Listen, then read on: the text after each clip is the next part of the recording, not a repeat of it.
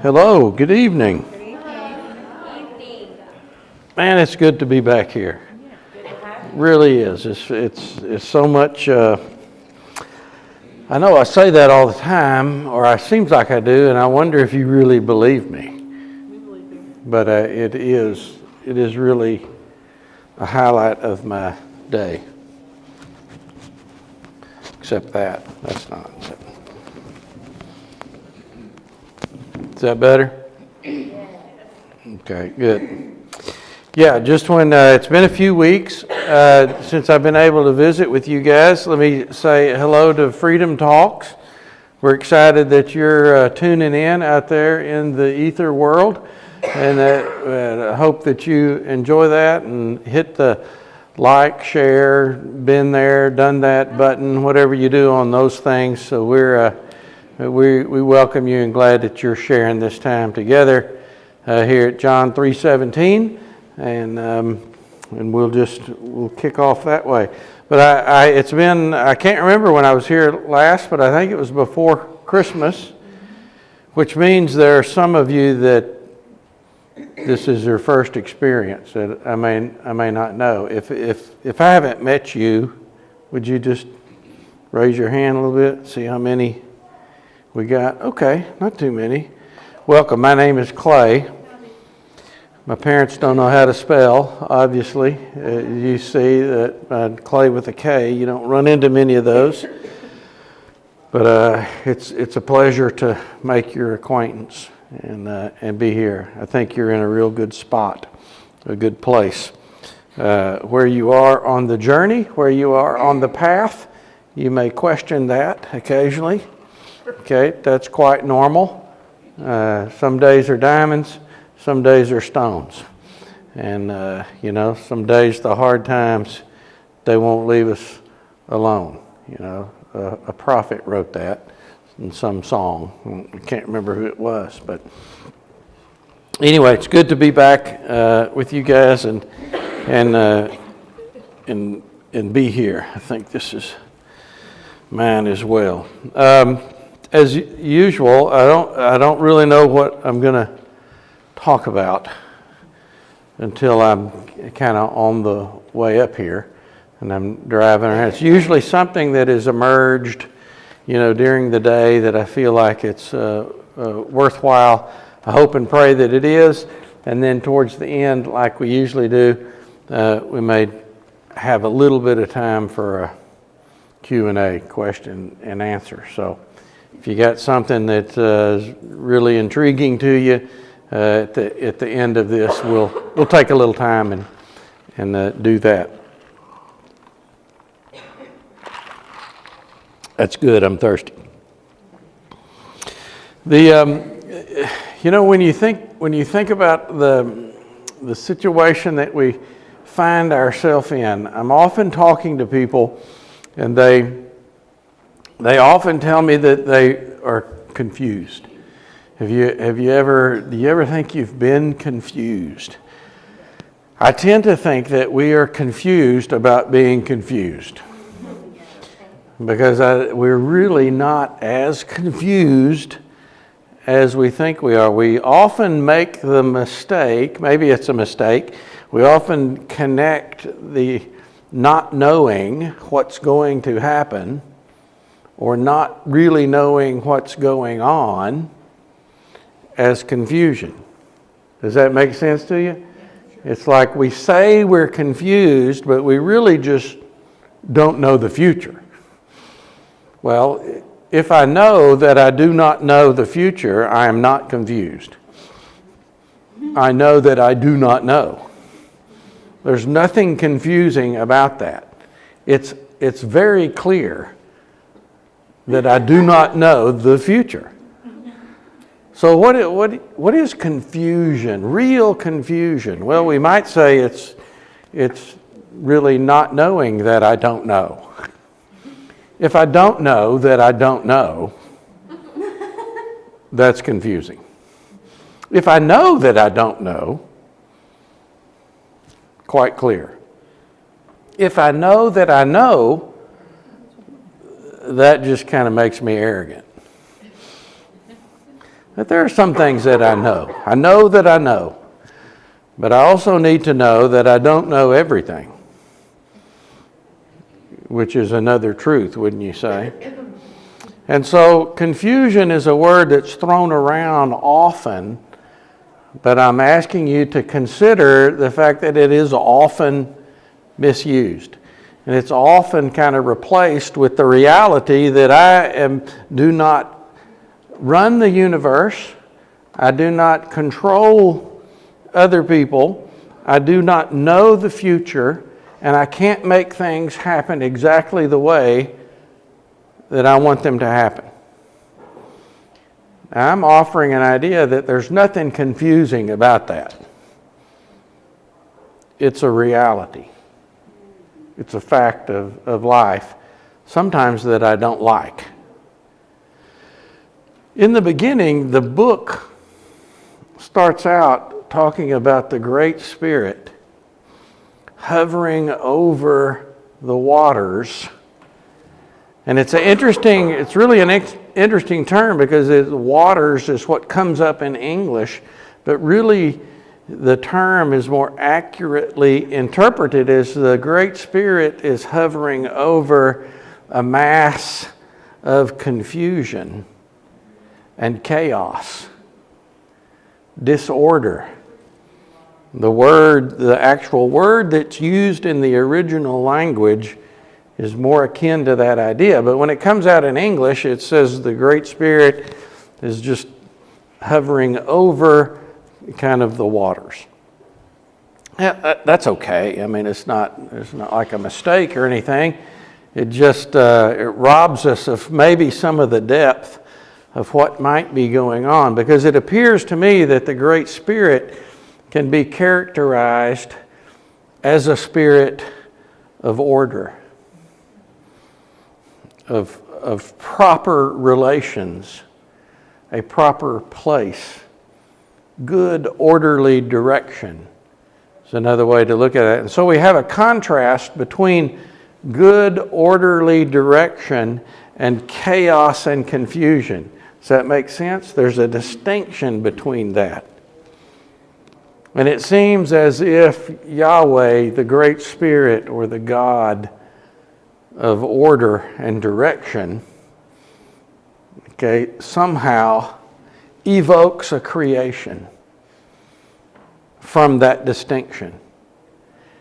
And so what is separated, or what is created, then is orderly and proper. And the Great Spirit says, upon completion of that, what we call creation, what were his words? He said, and it is good. It is good. Everything that has been created is good in its proper place, in right relation.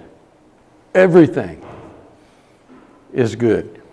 And then the Great Spirit, from that created order, knelt down as the story commands our attention to create something that was in the image of the Spirit. And not only did that emerge from a separation of order and disorder, but there was life that was breathed in to that creation. And then the Great Spirit said, "This is good, and that is very good."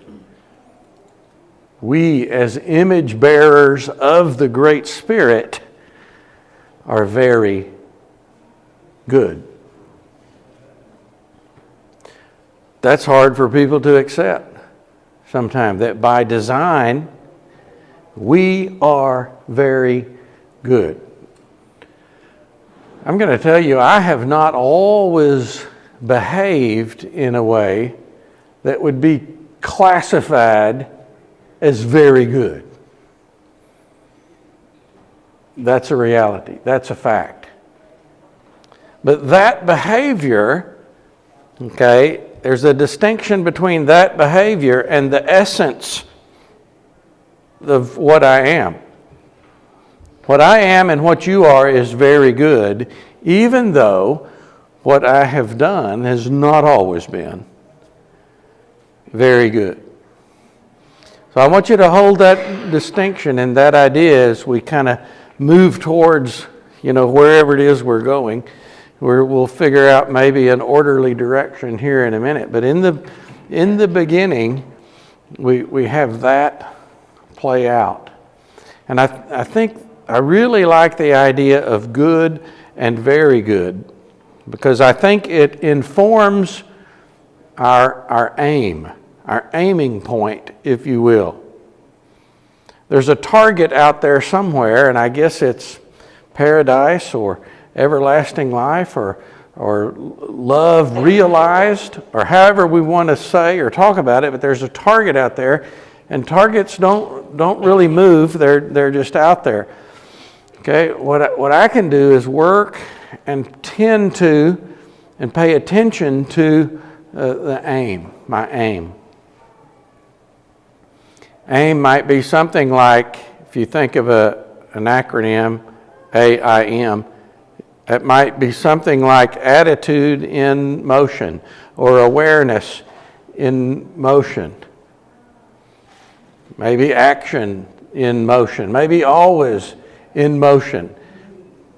Okay, but as we participate in this thing called life, you will find that whether we realize it or not, if being aware is important, we are aimed in a certain direction. And aim, can be a very important thing. I'm going to offer, for simplicity's sake, that there is an aim towards what is good and what is very good. And the funny thing about aiming and participating is that there's no real requirement to hit the bullseye. That's not required. Okay, aim is required.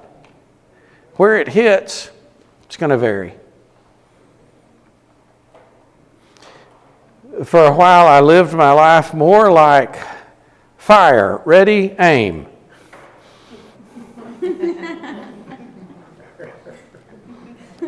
Can you relate? Walking through life, fire, ready, aim. No, wait, sorry, I've already fired. Where did it hit? I don't know. Oh my gosh. I didn't want it to hit there. Well, it's where you were aiming. I didn't know I was aiming there. That's where you're aiming. Okay? You remember order, proper order? Ready, aim, fire. That's a proper order in that silly illustration. It's a proper order, but if I get that out of order, chaos. Chaos, crisis, calamity, disorder. These are paths that also ring true in my mind. I know that path as well. So there's an aim and a direction, I believe, that moves us ever so slightly towards the good and towards the very good. There's an aim and a path maybe that leads away from that, and we can use other terminology, maybe bad or maybe evil or very evil. And I think that's also possible, isn't it? I actually think it's an easier path. It's described as being broad and wide, and it's slightly downhill. And you can coast your rear end on it for a good while. But broad and smooth and slightly downhill, if I stay on that aim, it ends up at the bottom of something. Downhill takes me to the bottom. The narrow path, and these are just metaphors, don't be worried that we can't all fit. Okay? A narrow path is just a metaphor that describes it's not as easy. It takes some intention to aim towards the good and the very good. But I think there's some good news in that, because people go, well, wait a minute, how do I know what is good or what is very good? And so let's go back to the great Spirit that is of order. I truly believe that the great Spirit, with every image bearer that has ever come through this dimension or this planet or this life, whatever it is, that every image bearer of the great Spirit, which is every person, has had an essential inbred aspect of the great Spirit, of knowing it. Let's call it that still small voice. The still small voice, which over a period of time can certainly be drowned out and lost. But that Spirit speaks, particularly early on, that still small voice that I kind of know good and not good. I may not can explain everything, but I know good and not good. I know that essentially because I bear the image of the great Spirit that is good and very good. And so you see how aim can move us, in certain directions. And so when we are on these paths, or we start life and we live life on life's terms, because that's what you have to do, because after the fall, we're in a random, crazy, mixed up, unorganized, world. And stuff happens. It's a bumper sticker. It doesn't say stuff happens, but you get the point. Because that's the truth. It happens. And so we must navigate through that, all the while aiming towards the good and the very good. And I'm going to call that also maturity. There is a maturity that is developed with delayed gratification, with someone who can have a far-sightedness. Someone who is generous. Someone who is willing to sacrifice. We'll come back to these ideas in a minute. Sacrifice what I want in the exact here and now moment for something that may be better for me in the long run, or something that's going to be better for us as a community. You see, I understand the freedom that I have and the rights that I possess as being a human being, but I also understand that there is something that rides above the reality of my rights, and that is my responsibility. Because my responsibility to you is more important than the freedom of my individual right. And I must hold both of those together, not trading one for the other. But a maturity will allow you to hold both of those together in a coexistence that is much more mature. And how do we start moving that direction in this whirlwind of life that seems to blow us sometimes to and fro? And I will say that from that beginning, from that idea of the great Spirit and the good and the very good, there must be some central, unifying, absolute truth that we believe in that does not ever change. And it's not, it's not spelled out. It may be much more of a generality than you think, but something has to be immovable, a center point, an anchor point that's not going to change. And I'm going to offer for our consideration, and I will characterize it something like this: there is a God.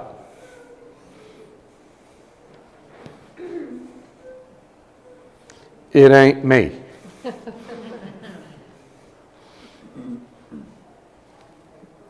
That's like a stake that's driven into the ground so deep that it cannot move. It will never move. There is a great spirit.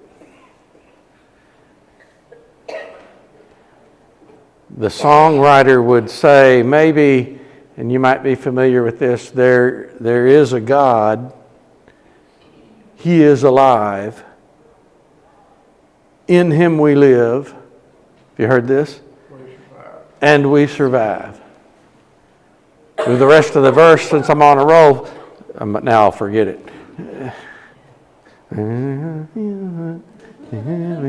From dust our God, help me. Y'all help me. From dust, what? Created man. Created man. From dust our God created man. In him we live, or The great I am. the great I am. That's a neat song, isn't it? That I've butchered the lyrics to. Okay. Yeah. There'll be another song that's coming up later, I think I just thought of, that will fit somewhere. I'm much more familiar. It's from another prophet. We'll get to it here in just a minute. But the immovable center point, there is a creator, a great spirit, a God, and it ain't me, babe. No, it ain't me. It ain't me you're looking for, babe. Okay. You like that? That's another prophet. Just comes into my head. Bob Dylan, one of the great prophets of our time. But if we don't have that center unifying landmark, it's very difficult to navigate towards a good and very good. And so I think it's essential. I think it's important. And I think that everyone has it. I think we lose the ability somehow to listen to that still small voice. And when that happens, something else comes along, maybe like a burning bush, that will grab our attention. Or maybe plagues. Or maybe a flood. Something, who knows? I really want to hone my ability to be able to sit quietly and still hear that still small voice that points me towards good and very good. It's there. It's in there. You've got it. I don't care if you hadn't listened to it in a while. So what? Yes, there are two paths you can go on. But in the long run, there's still time to change the road you're on.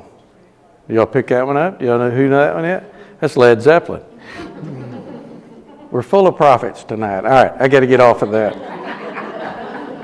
I get carried away on that. But these truths emerge all through life, and you find them everywhere, and they are reflections of the image of the great spirit that brings order and goodness, even to very goodness, into our life. And yet, there's time to change the road I'm on. Always. It's never too late to change that road. That's good news.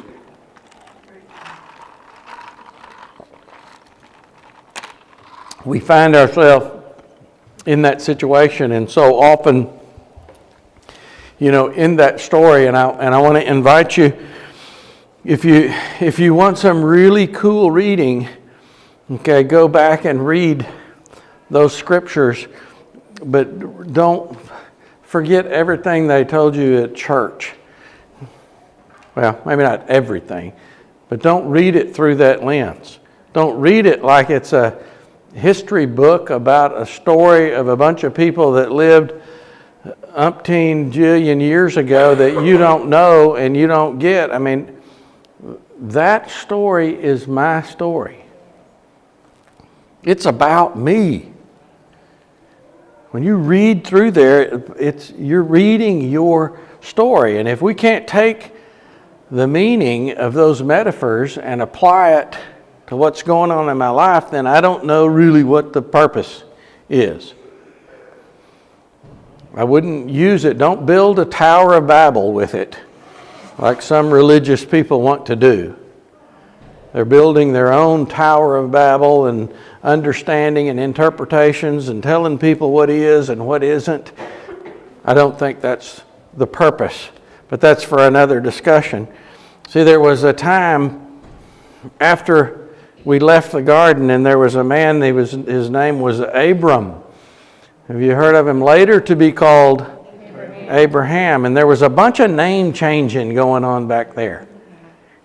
Okay? It's interesting because you would become, as you became that which you were intended to be, or if you were on the road from good towards very good, you got your name changed. We ought to do that more today. We ought to change our names more. Just something for you to chew on. Think about it. You may not want to change your name, but you might. Might be okay. Abram was a man who was considered to be he was a good man. He was successful. He lived kind of in his family compound, and he lived in this region, I think they called I can't remember all those names exactly, it doesn't matter. And he was kind of rocking and rolling. He was doing good. He was comfortable. He had stuff. He had children. Kind of had it going on. I guess we would say he's pretty successful. And all of a sudden, the still small voice says, he calls him. And he says, I want you to pack your stuff up. And I want you to leave what is known and what is comfortable and what is familiar. And I want you to head this direction. Head northeast. Because I'm going to make you a father of many nations. And I'm going to give you a promised land. Now, I want to really hone in on this because I don't think it's a temptation of power and wealth and fame. You with me? I don't think it's the call towards that. He already had that. He was well respected. He was known. He had his stuff. He had everything set. The call was not for more of what he already had.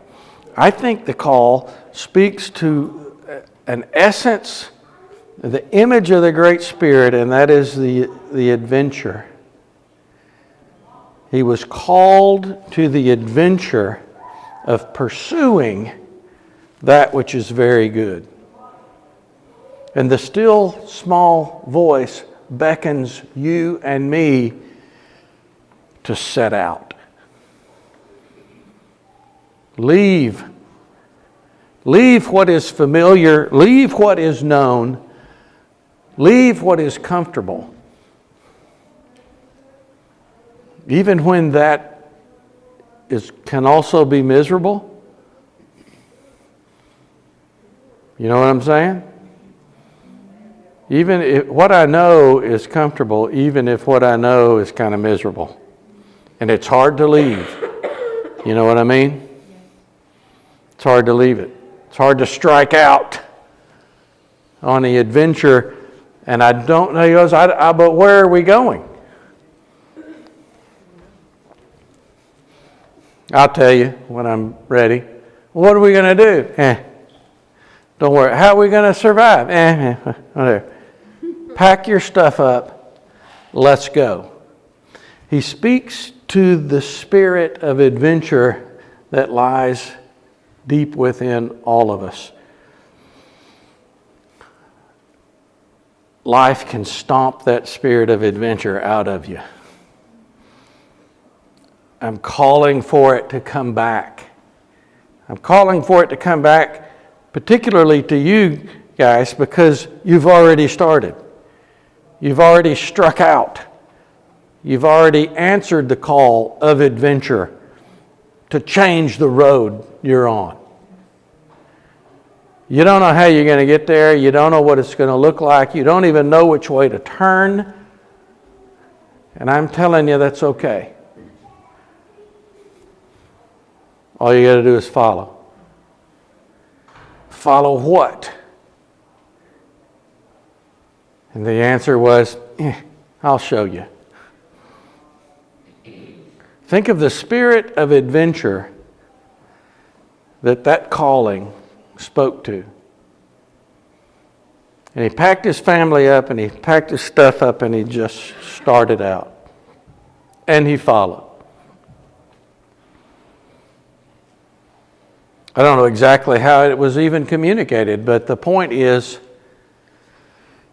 he followed. He accepted the calling of the adventure to go towards very good. And I'm going to tell you, that's scary. That is scary. And if you find yourself being scared about that adventure, about this adventure, you're in good company. You are in good company. Because it is scary. Supposed to be scary. In fact, facing that fear when the promised land is seen makes the whole process that much more meaningful. It carries a depth of meaning. And so they start out, and they're headed toward this promised land. And there's other parts of the story. Him and his wife are supposed to be the parents of a great nation. They don't have any children. No children, and I'm supposed to sire a great nation. I don't know a lot, but I know that if you ain't got children, you ain't got no nation. Okay, pretty simple. So you remember the story? They waited. His wife, Sarai, I believe, is how they said it in that time. Changed her name too. Everybody changing their name. Just a thought. Well, she's barren. She can't have a baby. So, for a period of time, the man who was good, Abram, who is following and doing all this thing, it just gets to be a little too much. And so what do? They decide that we'll take the matter into our own hands because we kind of got a pretty good idea about what needs to happen in order for this very good, or the promised land, to be realized. You see, we've got to have a child. And it's not happening. It hadn't happened. We're well past the point of maybe biologically it's happening. So it's impossible. So I guess this is what needs to happen. Do you remember the story? So in those days, handmaids and servants, a little different culture, than we're in, but everything's fine. Don't panic about that. So, so Sarah gives her handmaiden to Abram, to sire a child. Her name was Hagar.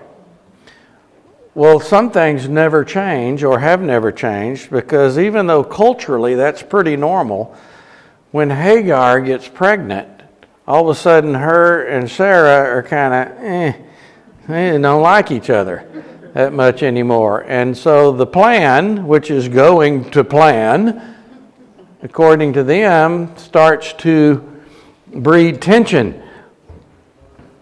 And it's not really working out quite as well as they thought, right? But it happens.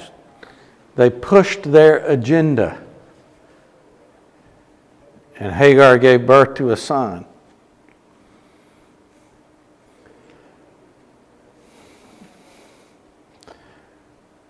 Of course, you know eventually the rest of the story.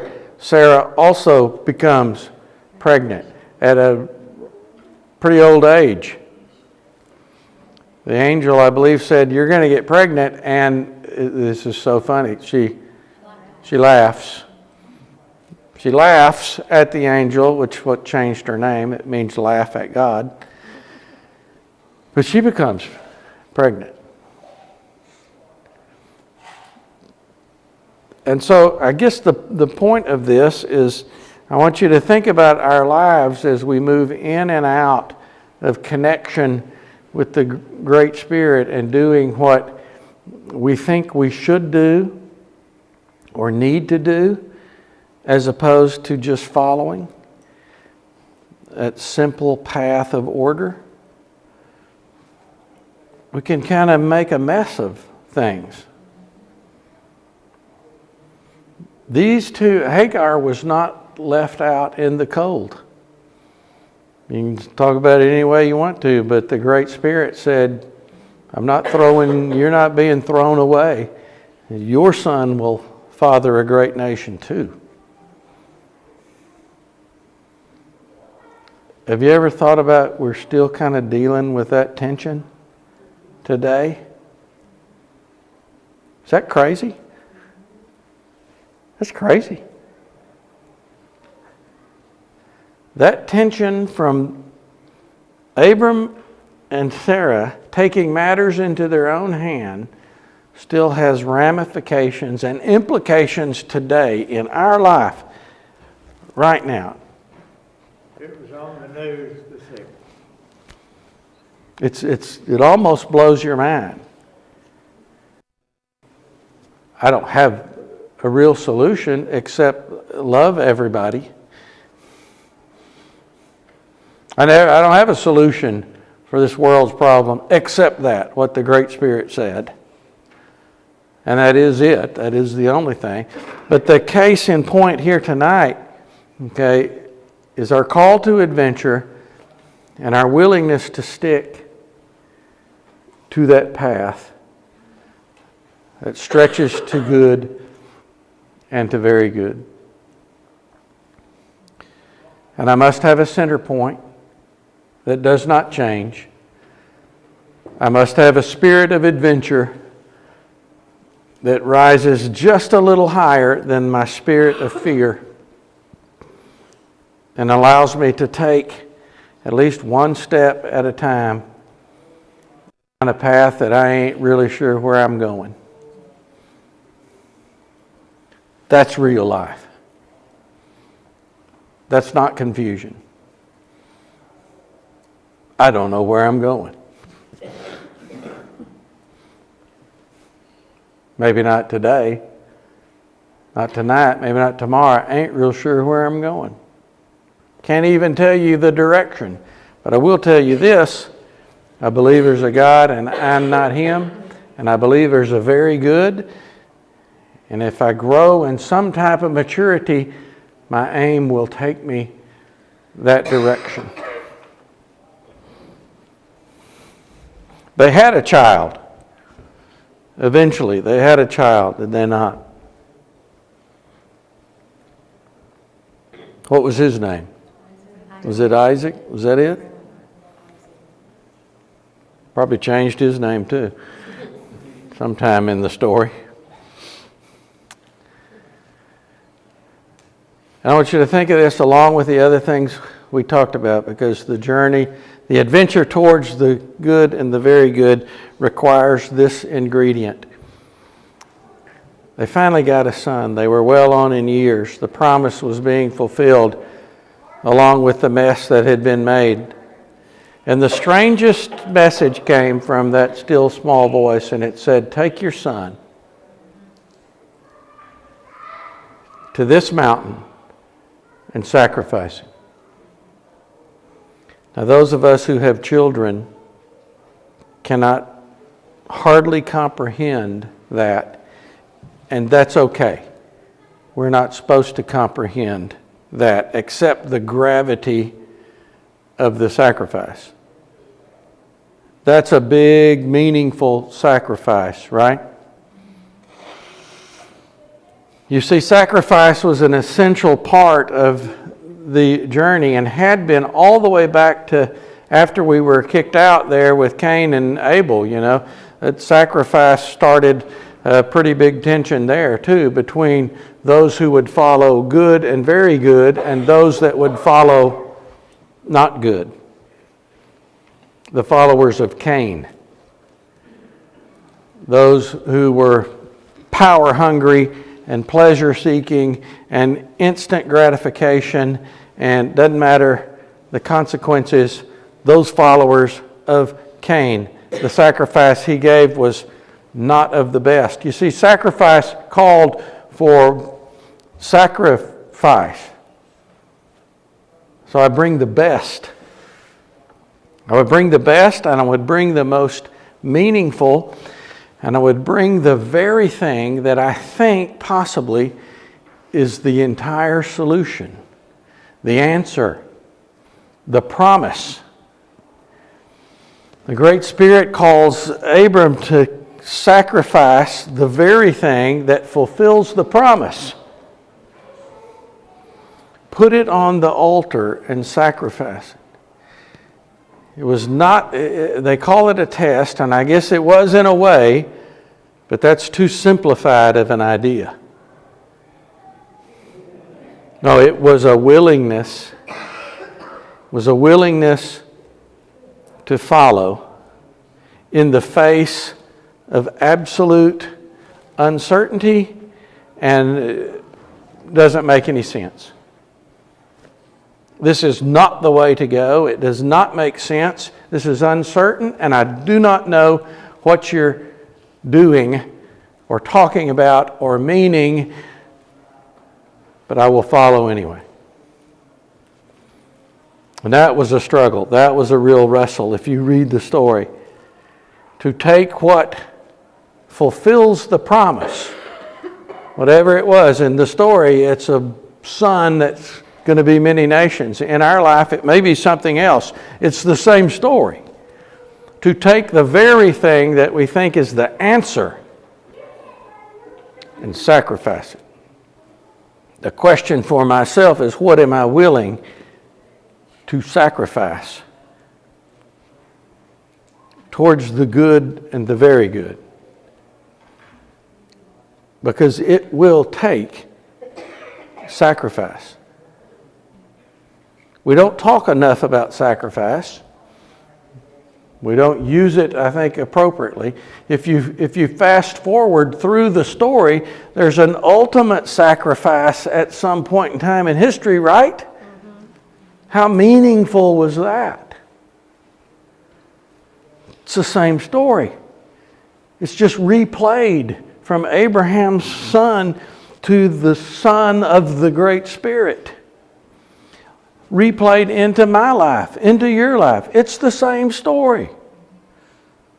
What are you going to sacrifice? The Great Spirit sacrificed Himself. You can't make it up. You can't make that stuff up. The promised land, the fulfillment of the very good, comes through sacrifice. And the question that I must wrestle with every day, am I willing? Am I willing to sacrifice what I think is right or meaningful and put it on the altar? See, the paradox is, if I am willing to do that, if I'm willing to kill what I think will get me there, I end up getting it anyway. Paradox. Doesn't make sense. Doesn't line up.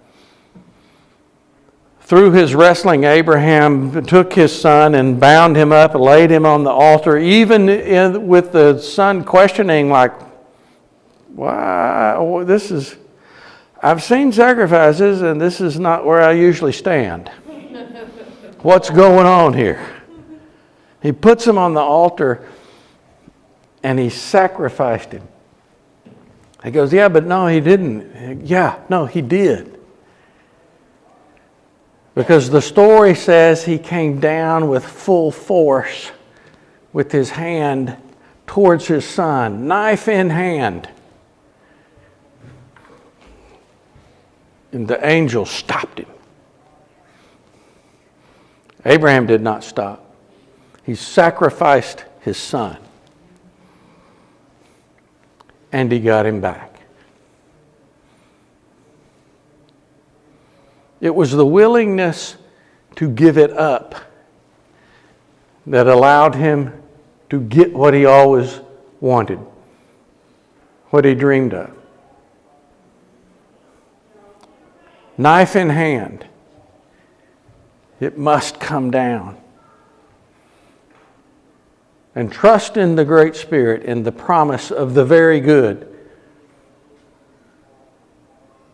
We will get what we dream of. You're on the path. You're in the adventure. You are going towards the very good and the good because we're image bearers of the Great Spirit. None of that, you're adequate, you're enough, you're acceptable. You don't have to do anything. All we had to do is change the road we're on.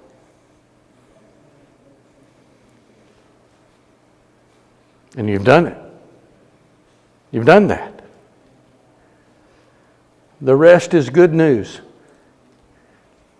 We're called the rest of the time to share that good news. See, the good news is us making the page big enough that we can all get on it. And the good news is us living in a way with each other that other people see it and they go, I want to get on that page. And we go, come on, get on this page. So every time someone steps on this page, it gets bigger. And we're going to expand it until we get everybody on this page, because everybody belongs on that page. There's room for you and me and everybody else on that page. And get out of that Tower of Babel building junk and invite people to come get on that page with you.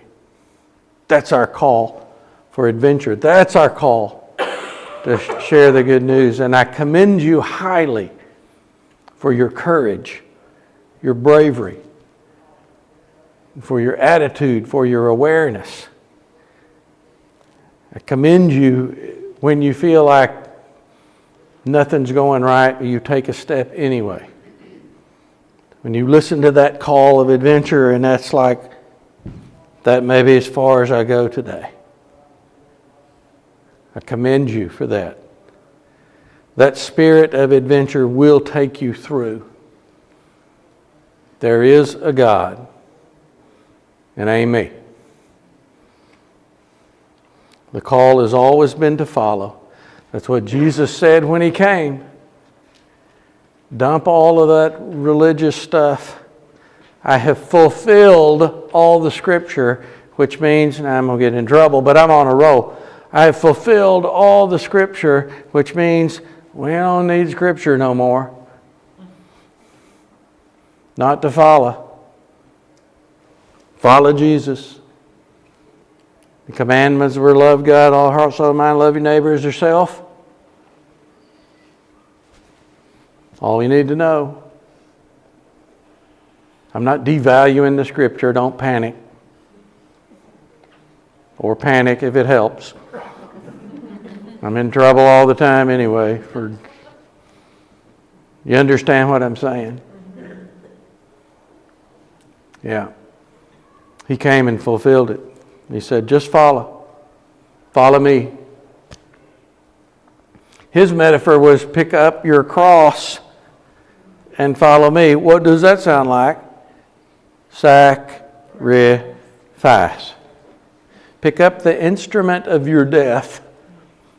Follow me. What a great story. It's one story. It's our story. Read it like it's your biography. find that connection. Ooh, that process, just like me. It's all through there. Messing up, not messing up, trying to fix things ourselves, not following, It's all our story. Y'all have been a pleasure to talk to tonight. Thanks for listening.